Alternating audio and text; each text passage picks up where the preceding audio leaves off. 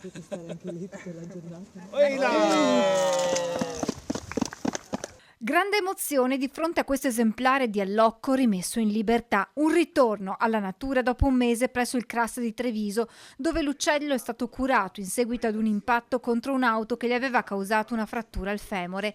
Prima l'intervento, poi la riabilitazione e infine le prove per verificarne l'idoneità al volo e alla caccia. Sono un centinaio al momento le diverse specie assistite e pronte per tornare libere. Alcuni sono stati tenuti qui tutto l'inverno perché impossibilitati a tornare in natura, poiché animali che dovrebbero subire una forma di letargo.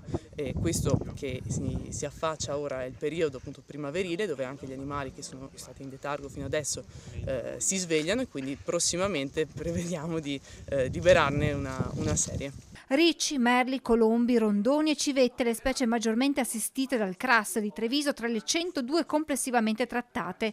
Nel corso del 2025 sono stati 2.573 gli animali soccorsi per patologie, traumi, intrappolamenti o predazioni anche ad opera di animali domestici. Quando usciamo e andiamo a passeggiare lungo i parchi o in ambienti aperti, teniamo sotto controllo i nostri amici a quattro zampe, perché o per gioco o per istinto naturale molte volte predano degli animali selvatici, e soprattutto nel periodo qui primaverile è il periodo di maggior concentrazione di cuccioli selvatici.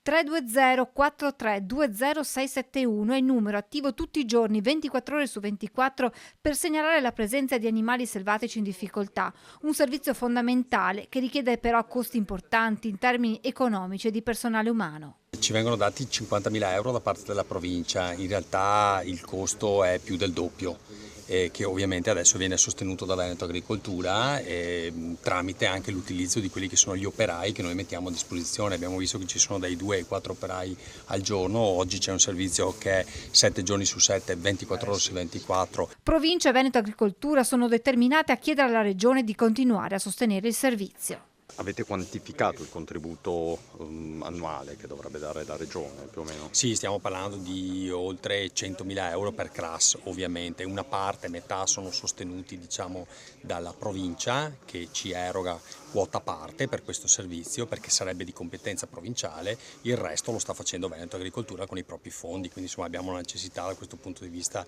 di essere supportati.